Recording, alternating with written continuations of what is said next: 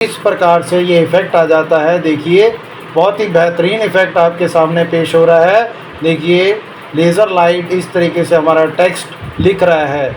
अगर आपको ये एग्ज़ाम्पल अच्छा लगे तो प्लीज़ लाइक एंड सब्सक्राइब करिए प्लीज़। और इस तरीके से नए नए एग्ज़ाम्पल और बहुत ही बेहतरीन एग्ज़ाम्पल के साथ हम आगे भी आते रहेंगे। बस आप लोगों का प्यार, आप लोगों का सहयोग ऐसे ही बना रहे। प्लीज़ लाइक एंड सब्सक्राइब करते रहे चैनल को। Thank you very much.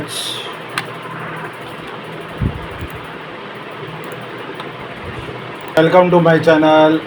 आज मैं आपको एक नया एग्जांपल सिखाऊंगा। अगर आपको पसंद आए तो please share, like and subscribe my channel. चलिए आज अब नए एग्जांपल के साथ चलते हैं।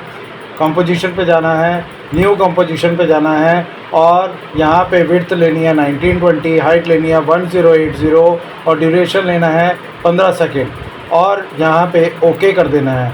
ओके करने के बाद यहाँ से टेक्स्ट टूल लेना है, टाइप टूल लेना है जिसकी शॉर्ट कमांड है Ctrl+T, हॉरिजॉन्टल टाइप टूल। यहाँ पे आके हमें GOD गॉड लिखना है और सिलेक्शन टूल लेके हमने इसके सेंटर को यहाँ पे रख देना है। और उसके बाद ये हमारे पास है pan behind tool. Pan behind tool इसकी शॉर्ट कमांड है Y।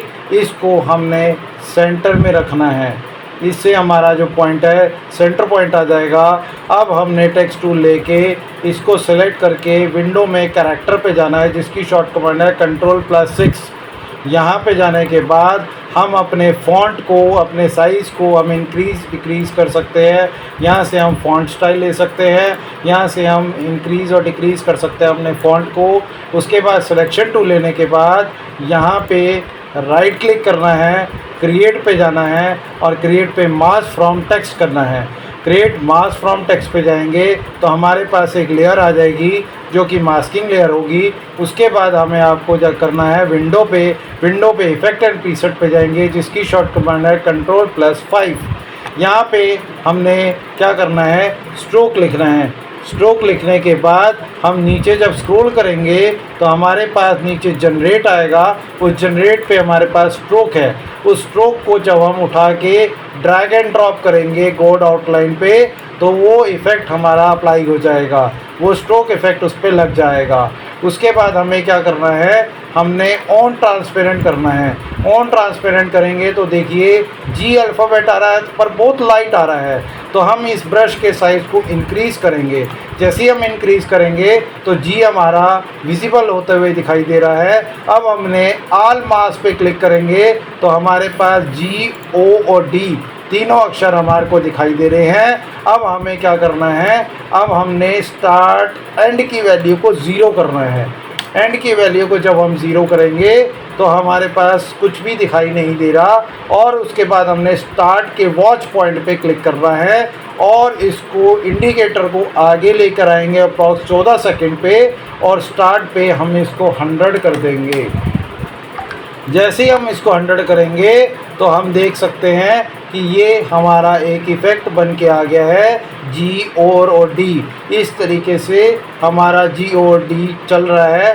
अब हमारा नया स्टेप होगा, अगला स्टेप होगा लेयर के अंदर जाना है, न्यू के अंदर जाना है और सॉलिड लेयर लेना है। लेयर, न्यू एंड सॉलिड जिसकी शॉर्ट कमांड है Ctrl+Y। इससे हमारे पास एक कॉम साइज़ लेके एक सॉलिड एक बैकग्राउंड आ जाएगी और इस विंडो पे जाना है और इफ़ेक्ट एंड प्रीसेट्स पे जाना है जिसकी शॉर्ट कमांड है Ctrl+5।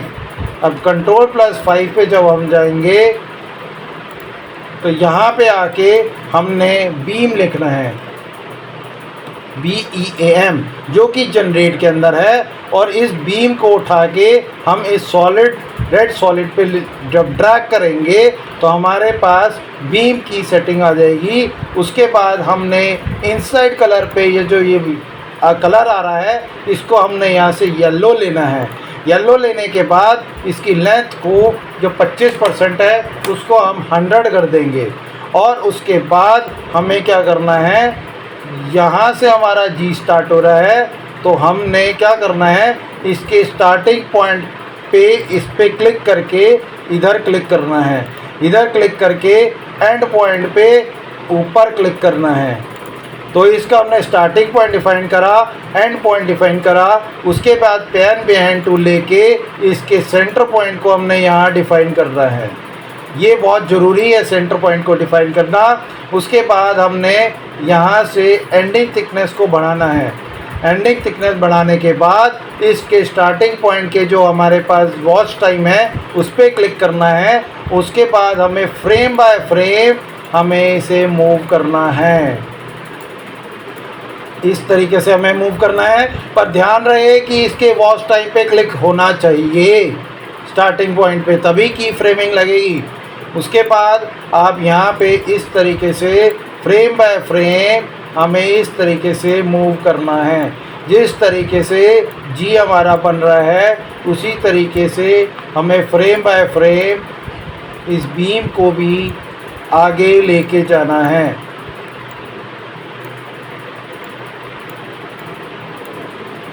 जितना हमारे पास फ्रेम बाय फ्रेम थोड़ा कम करके चलेंगे तो उतना रियलिस्टिक बनेगा। अगर हम ज़्यादा फ्रेम एक्सपेंड कर देंगे तो वो उतनी फ्रेम छोड़ देगा, स्किप कर देगा वो, तो फिर वो रियलिस्टिक नहीं लगेगा। तो इसीलिए जितने कम फ्रेम आप आगे बढ़ाएंगे उतना रियलिस्टिक लगेगा।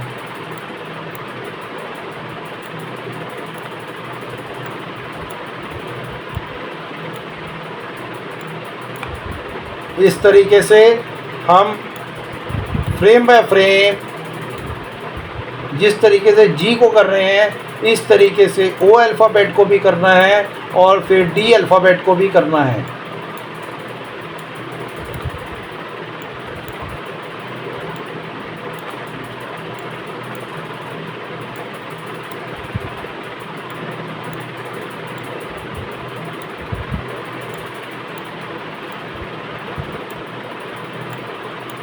थोड़ा टाइम टेकिंग ज़रूर है।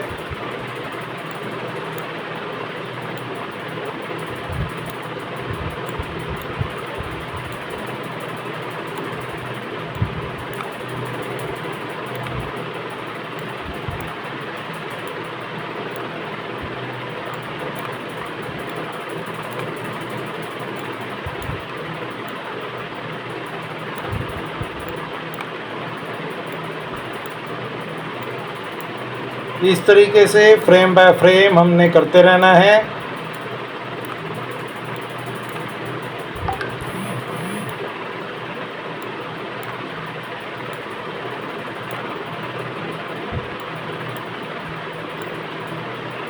जी और ओ हो चुके हैं, अब बस डी अल्फ़ाबेट रह गया है। अब उसको भी फ्रेम बाय फ्रेम ही कर रहे हैं हम।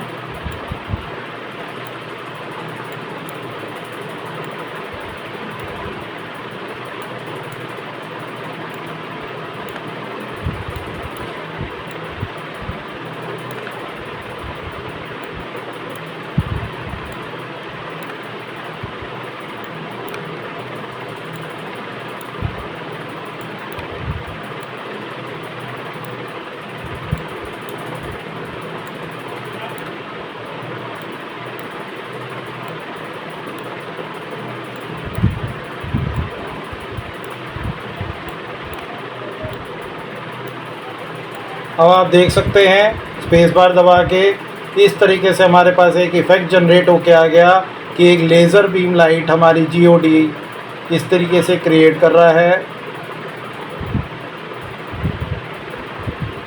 अब हमें क्या करना है, लेयर पे जाना है, न्यू पे जाना है और सॉलिड पे जाना है, जिसकी शॉर्ट कमांड है Ctrl+Y। मेक कॉम साइज पे क्लिक करके ओके करना है और उसके बाद आपको लेना है CC पार्टिकल सिस्टम 2। इसको उठा के हमने ड्रैग करना है और ये कुछ इस प्रकार से इफेक्ट आ रहा है।